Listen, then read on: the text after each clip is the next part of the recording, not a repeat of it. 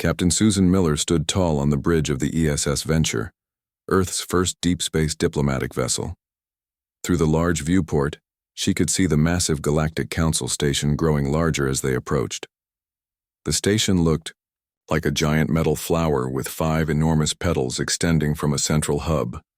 Lights twinkled across its surface, marking windows, docking bays, and various other features. "Captain, we're receiving docking instructions," said Lieutenant Greg Peters from the communications station. Susan nodded. "Follow their guidance, Lieutenant, and inform Admiral Jackson that we've made contact." This was a historic moment. After centuries of looking up at the stars and wondering if they were alone, humanity had not only discovered they weren't, but had also been invited to meet the Galactic Council. The development of faster-than-light travel 6 months ago had caught the attention of the wider galactic community, and now Earth was seeking recognition as a spacefaring civilization.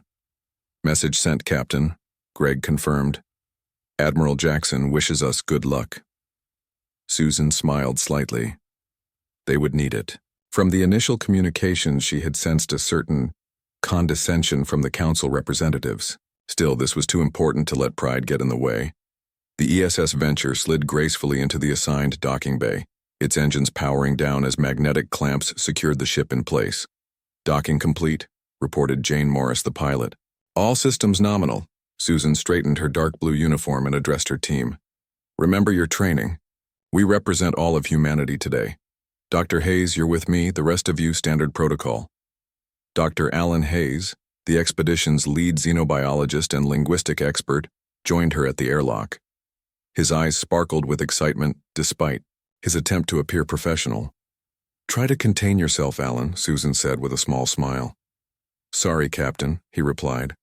"It's just, we're about to meet representatives from dozens of alien species. This is literally what I've dreamed about since I was a kid." The airlock cycled open, revealing a delegation of 4 aliens waiting for them. 3 had a vaguely humanoid shape, 2 arms, 2 legs, 1 head, but there the similarities ended. The 4th looked more like a floating jellyfish with multiple tendrils hanging beneath a semi-transparent dome. One stepped forward. It had blue-gray skin and large, black eyes that seemed to take up half its face. "I am Greeter Lon. I will escort you to the council chamber," it said in slightly accented English.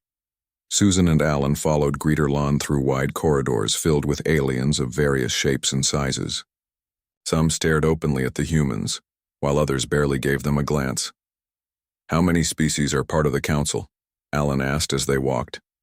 "The Galactic Council currently has 53 full-member species and 28 associate members," Greeter Lon replied without turning. "And which are we applying to become?"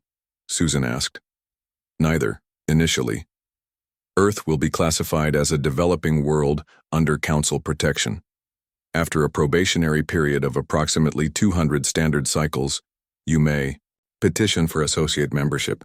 Susan frowned. 200 cycles? How long is that in Earth years? "Approximately 175 of your years," Greeter Lon said. Susan and Alan exchanged looks. That wasn't what Earth's governments had expected. They arrived at a set of towering doors that slid, opened silently as they approached. Inside was a vast chamber with rising tiers of seats filled with aliens. At the center was a platform where they were directed to stand.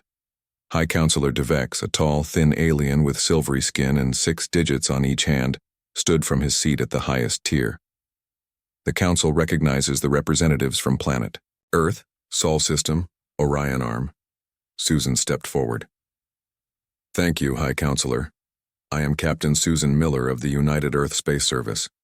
With me is Dr. Alan Hayes, our xenobiology and linguistics expert. We come seeking recognition for Earth as a spacefaring civilization and to establish diplomatic relations with the Galactic Council." A rumble of what sounded like amusement spread through the chamber. A bulky alien with reddish scales and a prominent crest rose from his seat. "High Counselor, if I may address the humans?" he asked. Devex nodded. "The Council recognizes Council Representative Zax Terral of the Varaxian Empire." Zax Terral looked down at Susan and Alan with what could only be described as a smirk. "Captain Miller, While we acknowledge your species' achievement in developing rudimentary faster-than-light travel, the Council has reviewed your application and found it premature. Susan kept her face neutral. In what way, Representative Zax-Tural? Your technology is primitive by Council standards. Your societal development is chaotic and violent. You have barely united your own planet. By our estimates, you are at least 3 centuries from being ready for full galactic participation. Susan felt her jaw tighten but maintained her diplomatic composure. With respect, Representative, humanity has made remarkable progress in recent decades. We have eliminated major armed conflicts, significantly reduced planetary pollution, and created a united world government. Our scientific advancement has accelerated dramatically. Zax-Tural waved a dismissive hand. Yes, all developing species say the same. But facts remain facts. You have one small ship. Your weapons technology is laughable. Your understanding of galactic politics is non-existent. We come seeking peace and knowledge, not political power, Susan countered. A wise approach given your limitations, Zax-Tural said with another rumbling laugh. He turned to address the full council. My fellow representatives, I propose we classify Earth as a Category 3 developing world, with standard trade restrictions and technological quarantine. They need time to mature before joining galactic society. Several council members nodded in agreement. One small alien with feathers instead of hair spoke up. What about their request for protection from potential threats? The Sol system is near contested space. Zax-Tural laughed again, louder this time. Protection? From what? They're just humans. What threat could they possibly pose or face that would concern the Council? Their system is of minimal strategic value. The chamber filled with what Susan recognized as laughter from various species. She felt her face flush, but maintained her dignified stance. High Counselor DeVex raised a hand for silence. Captain Miller, do you wish to respond to Representative Zax-Tural's assessment? Susan took a deep breath. High Counselor, members of the Council, I understand we may seem primitive to you, but I caution against underestimating humanity. We learn quickly, we adapt, we persevere. Throughout our history, those who have dismissed humans have often come to regret that decision. Is that a threat, Captain? Zax-Tural asked, his voice losing its amused tone. Not at all, Susan replied calmly. Simply a historical observation. We seek friendship, not conflict, but we will protect our interests. After a brief deliberation, the Council voted. Earth was classified as a Category 3 developing world with strict limitations on trade and technology exchange. The humans were dismissed with minimal ceremony. As they walked back to their ship, Alan looked dejected. That didn't go as planned. No, Susan agreed, her eyes hard. It didn't, but they'll learn. She tapped her communication device. Admiral Jackson, this is Captain Miller. We need to talk. The galaxy isn't as welcoming as we hoped. I'm initiating protocol vigilance. As the ESS Venture departed from the station, none of the Council members paid it much attention. None noticed the small probes it left behind to monitor Council communications. None suspected that beneath their dismissive laughter, they had just made a terrible mistake. 5 years passed since the first meeting with the Galactic Council. Earth had changed. Admiral William Jackson stood in the massive underground facility known as the Nest. Around him, engineers and military personnel worked at various stations. Massive screens showed different parts of the solar system and beyond. One particularly large display showed a fleet of ships under construction in orbit around Mars. How many ships does that make now? Jackson asked the woman next to him. General Olivia Clark checked her tablet. That brings us to 9,176 combat-ready vessels, sir. We'll cross the 10,000 mark next week. Jackson nodded with satisfaction. And? The Council still has no idea? None, sir. The stealth systems developed by Dr. Wright's team have exceeded expectations. Our scout ships report the Council monitoring stations only detect the small merchant fleet we allow them to see. After returning from the disastrous first contact mission, Captain Miller had briefed Earth's leaders on the Council's dismissive attitude. The world governments had made a unified decision. If the galaxy wouldn't respect them, they would earn that respect. Protocol Vigilance had become Operation Shadow Fleet, the largest military buildup in human history, all hidden from alien eyes. General Clark, update me on the weapon systems, Jackson ordered as they walked through the facility. Dr. Wright's team has successfully reverse-engineered the energy weapons from the data Captain Miller's team collected. Our versions are actually more efficient. The shield technology is even more impressive. Our latest tests show they can withstand bombardment 5 times more powerful than anything in the Council's arsenal. Jackson stopped at a large window overlooking a testing chamber. Inside, scientists worked around a device that resembled a small satellite. Is that the new stealth system? He asked. Clark nodded. Version 4.0. It doesn't just hide our ships from sensors, it actually bends light around them. They're invisible to both instruments and the naked eye of any known species.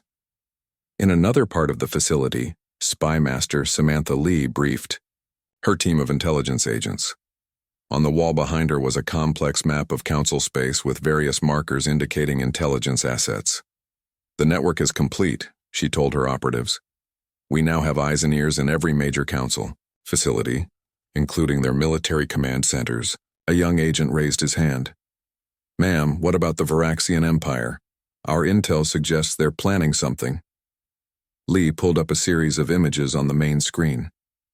You're correct, Agent Peters. Our operatives in Varaxian space have confirmed they're assembling a fleet near the border of our solar system. Council Representative Zach Saturl has convinced them that the resource-rich systems near Earth should be developed by more advanced civilizations. They're planning to invade? Another agent asked. Not exactly. They don't consider it an invasion. More like setting up operations in unclaimed territory. In their minds, we lack the capability to expand to these systems ourselves. Back in his office, Admiral Jackson met with Secretary Richard Barnes, Earth's diplomatic liaison. The secretary looked troubled.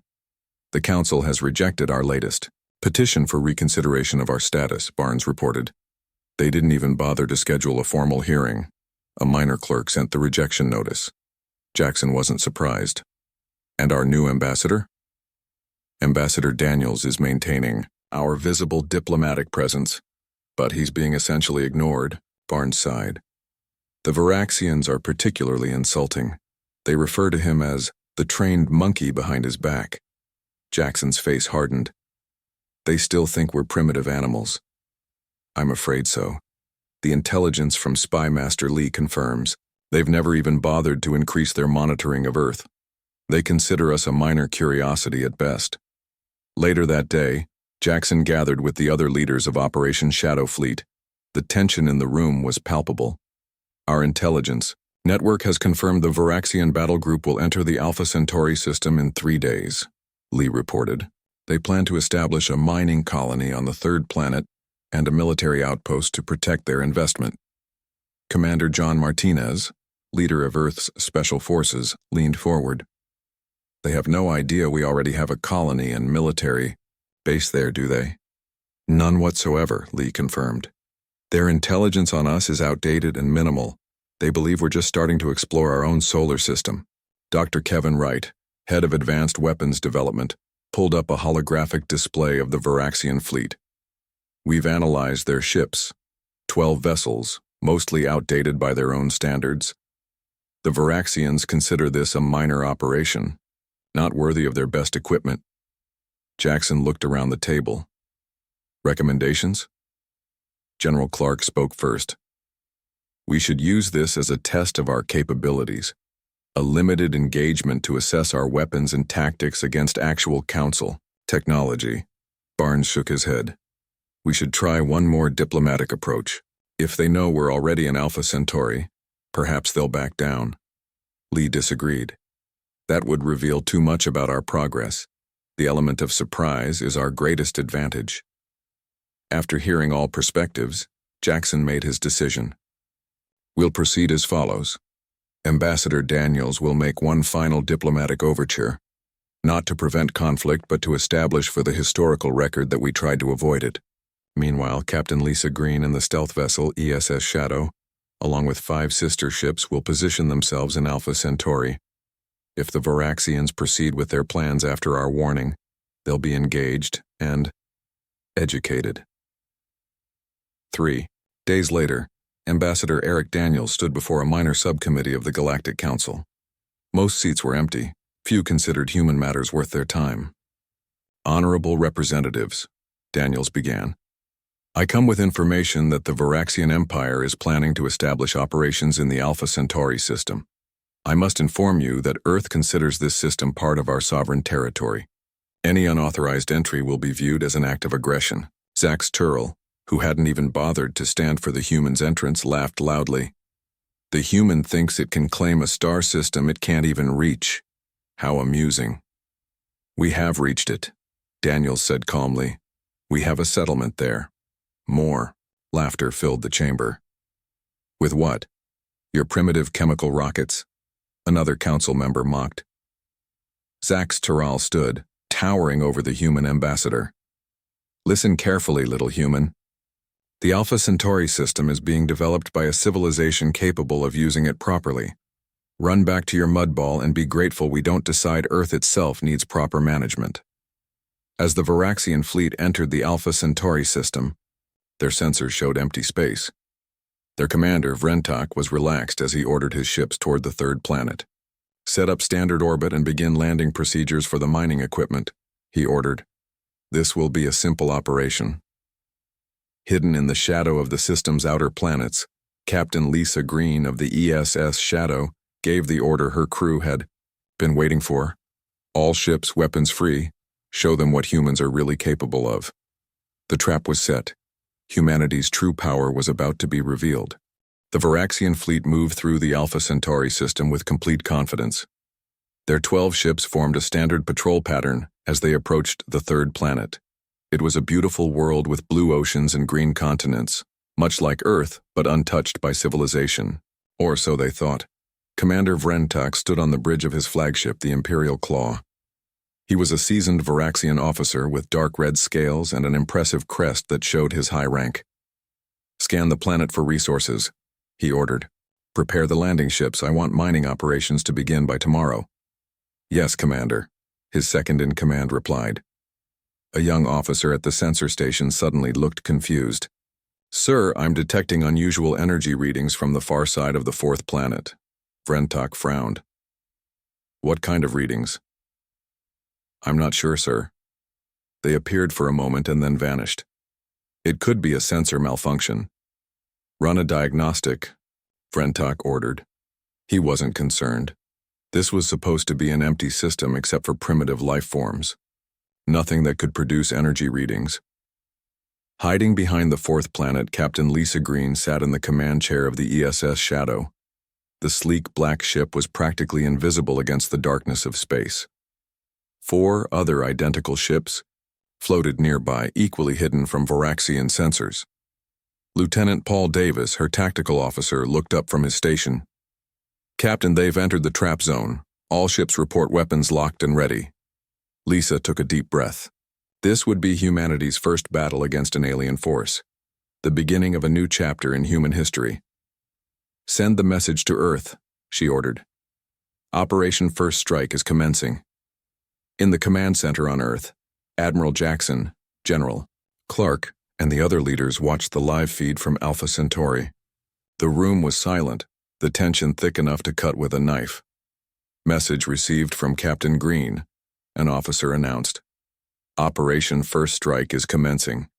Jackson nodded grimly. Now we see if all our preparations were worth it. Back in the Alpha Centauri system, Lisa gave the order. All ships execute attack pattern Omega. Remember your training. No mercy but no cruelty either. The 5 Earth ships suddenly accelerated from their hiding place, their stealth systems still active. The Varaxian fleet had no idea what was about to hit them. Weapons free, Lisa commanded. Target their engines and weapon systems first. The ESS Shadow fired its main weapon, a concentrated beam of energy that sliced through the shields of the nearest Varaxian ship like they weren't even there. The other Earth ships did the same, each targeting a different enemy vessel. On the Imperial Claw, alarms blared as the first Varaxian ships reported critical damage. What's happening? Vrentok demanded, his crest flaring in surprise. We're under attack, his second-in-command shouted.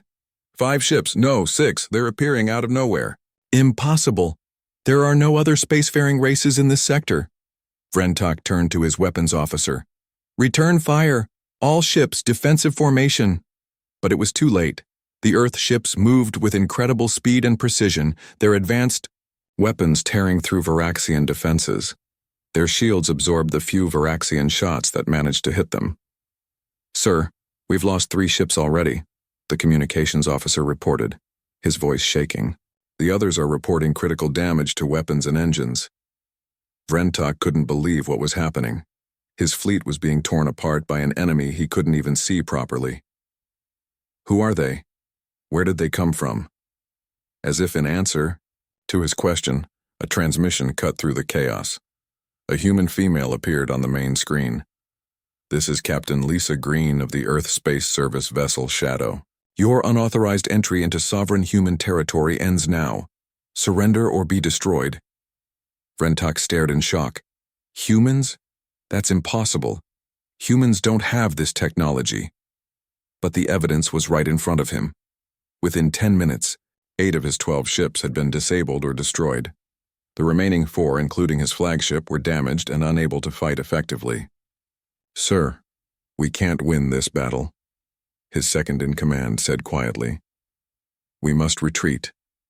Vrentok's pride wanted to fight to the death, but his duty to his crew won out. Send the surrender signal. All remaining ships, prepare for boarding. Captain, Green's face showed no emotion as she received the surrender. Wise decision, Commander. Prepare to be boarded. Any resistance will be met with lethal force. Earth Marines in advanced combat suits boarded the Varaxian vessels. They met little resistance. Most of the alien crews were in shock, unable to comprehend how the primitive humans had defeated them so easily. On the Galactic Council station, the emergency alarm sounded for the first time in centuries. Council members rushed to the main chamber, confusion and fear evident on their alien faces. High Counselor Devex called the emergency session to order. We have received disturbing news. The Varaxian expedition to Alpha Centauri has been defeated by humans. Shocked murmurs filled the chamber. Zaxtural stood up, his scales pale with anger. Impossible! They must have had help. The humans we met couldn't possibly develop such technology in 5 years. A data specialist brought up images captured from the battle on the main screen. The council members watched in stunned silence as the stealth ships of Earth systematically destroyed the Varaxian fleet. These images were transmitted by the Imperial Claw before it surrendered, the data specialist explained. Analysis confirms these are indeed human ships. Another transmission appeared on the screen. It showed Captain Green standing on the bridge of her ship. Attention, Galactic Council. This message is from the United Government of Earth. The attack on Alpha Centauri was unprovoked and illegal. We defended our territory as is our right. This was merely a defensive action. We seek peace, but will not tolerate aggression. Be warned, what you saw today was only a small demonstration of our capabilities. Further hostile actions against human interests will be met with appropriate force. As the message ended, the council chamber erupted in panicked discussion. Councillor Ixia, one of the few who had advocated for treating humans with more respect, spoke up. We underestimated them. Severely. They've been preparing in secret while we dismissed them. Zaxtural's rage was visible to all. This is unacceptable. They tricked us. They pretended to be weak while building weapons of war. Devex raised his hands for silence. The question now is, what do we do about it? In the depths of space, Captain Green's fleet escorted the captured Varaxian ships back to Earth. She looked out at the stars, thinking about what was to come. Lieutenant Davis, send a message to Admiral Jackson. Mission accomplished. The Council has received our message. The first strike had been delivered. But Lisa knew this was just the beginning. The Galactic Council was in complete disarray. For 3 straight days, emergency meetings ran without pause as representatives argued about how to respond to the human threat. The defeat of the Varaxian fleet had shocked them to their core. Zax Turel stood before the assembled council, his scales flushed with anger. We cannot allow this insult to stand. The humans tricked us. They pretended to be weak while building weapons of war. They must be punished. Many council members roared in agreement. Others looked uncertain. Councillor Ixia, a small being with silver-blue skin and large eyes, rose to speak. Perhaps we should reconsider our approach. The humans defended their territory after giving fair warning. They have shown restraint by not attacking beyond their borders. Restraint? Zax Turel spat. They're savages with stolen technology.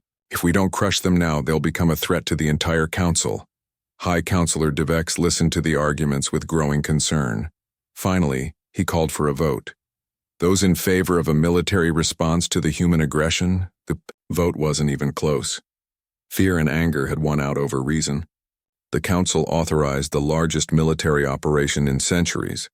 A combined fleet from all member species would assemble and put the humans back in their place. On Earth, the leaders of the United Defense Force already knew about the council's decision. Spymaster Samantha Lee's network of agents had infiltrated every level of council operations. They're assembling their fleet at Outpost Sigma, Lee reported to the gathered military and civilian leaders. Our agent Frank Roberts has provided the technical specifications.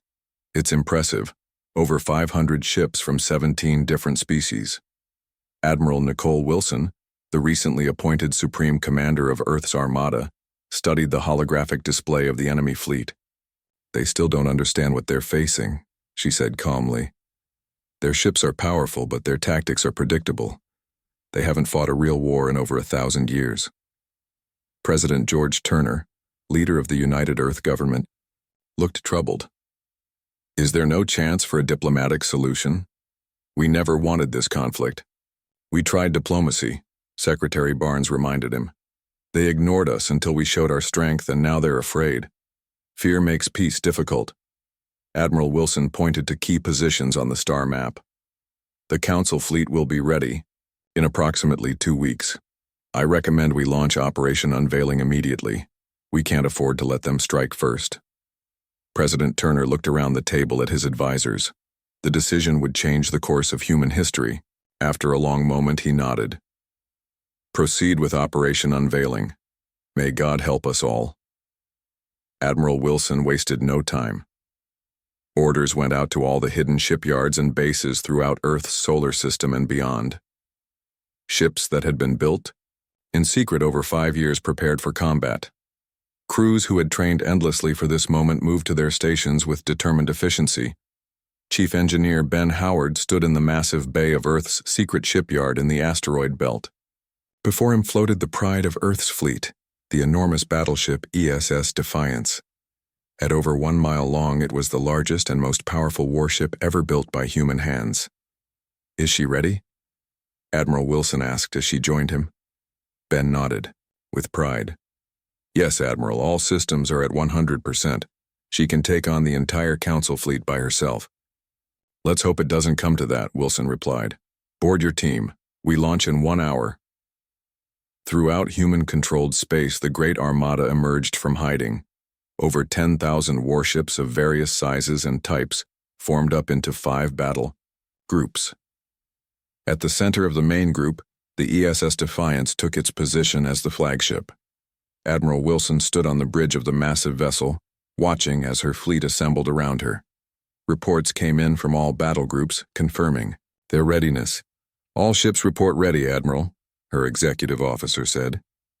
Wilson nodded. Send the coded message to all agents in council space, then set course for the primary targets. Operation Unveiling begins now. In the depths of council space, Agent Frank Roberts received the encrypted message on his hidden communicator. Without changing his expression, he continued his work in the council military headquarters.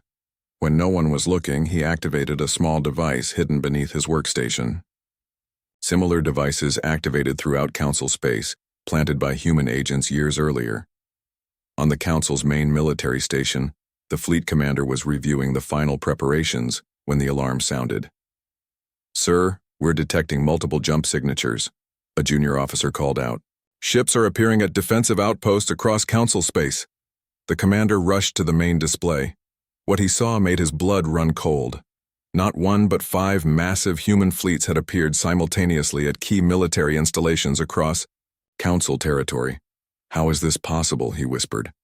They were supposed to be contained to their own system. At the Council's primary shipyard, workers and soldiers fled in panic as hundreds of human vessels appeared from nowhere. Leading them was a ship so large it seemed impossible, the ESS Defiance. Admiral Wilson opened a channel to the shipyard's commander. This is Fleet Admiral Nicole Wilson of the Earth Space Service. Your facility is now under our control. Surrender or be destroyed. The commander stared in horror at the human woman on his screen. This is impossible. Where did you get all these ships? We built them, Wilson replied simply. While you laughed at us and called us primitive, we prepared. This is the consequence of your arrogance. Similar scenes played out across Council. Space as human forces seized control of key military installations, shipyards, and defensive outposts. The Council's mighty fleet, still assembling at Outpost Sigma, found itself surrounded by human warships that had jumped in from all directions. The battle was shockingly brief. Earth's technology proved vastly superior. Council ships fell by the dozens while human vessels suffered minimal damage. Their advanced shields, weapons, and tactics overwhelmed the Council forces, who hadn't fought a real war in centuries. On the Galactic Council station, representatives watched in horror as reports came in from across their territory. In less than 6 hours, the mighty Galactic Council, ruler of dozens of star systems for thousands of years, had lost nearly its entire military capability. High Counselor Devex, his face ashen, called for an emergency session. As the frightened representatives gathered, a transmission cut through their communications. Admiral Wilson's face appeared on the main screen, calm and resolute. Attention, Galactic Council. The unprovoked attack you planned against Earth has been prevented. Your military installations are under our control. Your fleet is defeated. We did not seek this conflict. You may surrender or retreat. The choice is yours. As the transmission ended, stunned silence filled the chamber.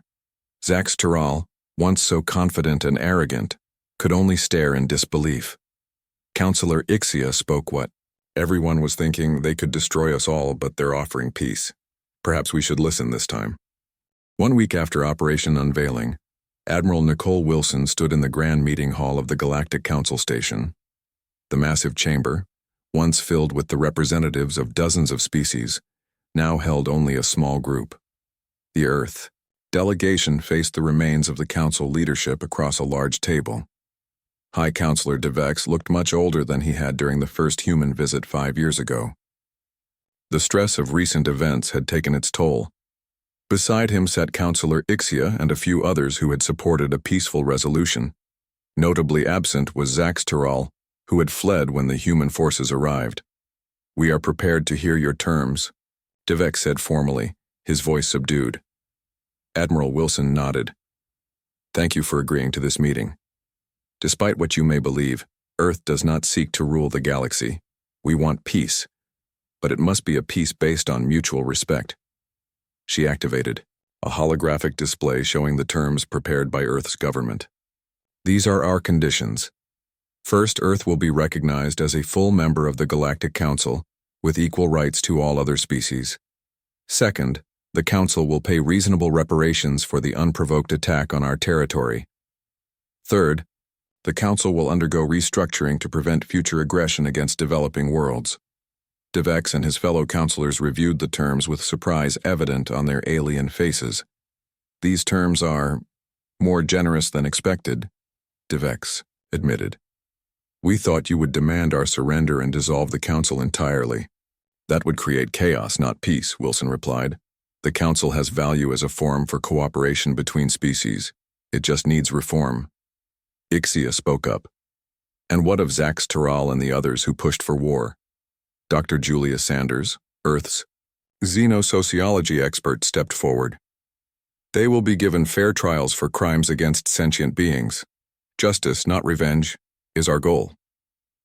The negotiations continued for several hours as details were worked out. At the end, both sides signed the agreement, the first true treaty between Earth and the Galactic Council. As the Council members filed out, DeVex paused beside Admiral Wilson. "Your ships could have destroyed our worlds, yet you chose restraint. Why?" Wilson's expression remained professional but softened slightly. "Because we're human. Despite what Zax Tural and others believed, that doesn't make us savages. It makes us capable of mercy." 3 months later, Earth's embassy on the Council station buzzed with activity. Representatives from dozens of species came to meet with the humans who had so dramatically changed the balance of power in the galaxy. Dr. Sanders led a cultural exchange program, teaching alien diplomats about Earth's history and customs while learning about theirs in return. The initial fear many species felt toward humans gradually gave way to curiosity, and then respect. In a secure room deep within the embassy, Spy Master Lee debriefed Agent Frank Roberts, recently returned from his long undercover mission.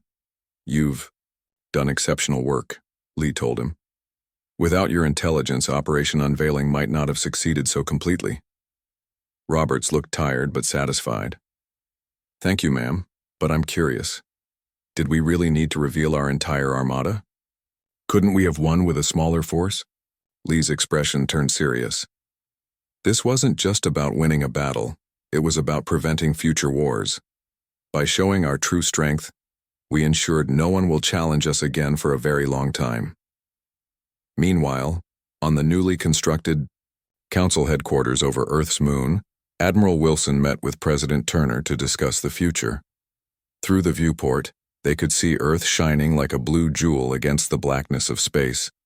"The new Galactic Charter has been ratified by 37 species," Wilson reported. "That's more than 2/3 of the former Council members." President Turner nodded with satisfaction. "And the new trade agreements?" "Better than we hoped. Earth technology is in high demand, especially our medical advances. In exchange, we're gaining access to resources from hundreds of worlds." Turner gazed out at the stars. "It's remarkable how quickly things have changed. 5 years ago, we were dismissed as primitives. Now we're helping reshape galactic civilization." "Fear and respect are different things," Wilson noted. "At first, they feared us. Now they're beginning to respect us." On the outer rim of Council space, a task force led by Commander John Martinez tracked down Zax Tural to a remote outpost. The once proud Varaxian cowered as human soldiers placed him under arrest. "You're making a mistake," Zax Tural hissed. "My people will avenge me." Martinez shook his head. "Your own government has disowned you.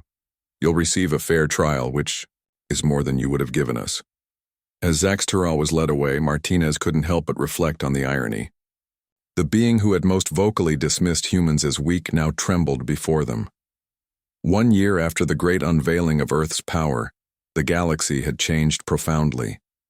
The reformed Council, now truly representing all member species equally, oversaw a new era of cooperation and exploration. Humans, once confined to their solar system, now traveled freely through Council space, their ships instantly recognizable and deeply respected. On a small planet in the Orion Arm, a school classroom filled with young aliens of various species listened to their teacher's lesson. And so, the teacher concluded, the human revolution forever changed the course of galactic history. The old Council's dismissal of humanity as primitive and insignificant proved to be their greatest mistake. A young student raised a tentacle. "Teacher, why did the old Council underestimate the humans so badly?" The teacher smiled. "They judged by appearances and assumptions rather than taking the time to truly understand. The humans looked physically weak compared to many species, and their civilization was younger than most. The Council confused age with wisdom and physical strength with capability." Another student spoke up. "Is it true humans could have destroyed the entire Council but chose not to?" "Yes," the teacher said solemnly. "That is perhaps the most important lesson of all. True power isn't just about having the strongest weapons or the largest fleet, it's about knowing when not to use them." As the class ended, the students filed out, passing under a sign written in multiple languages. The human phrase at the center read simply, "Judge not by appearances, but by character." The galaxy had learned its lesson. Never again would anyone dismiss a species with the words, "They're just humans."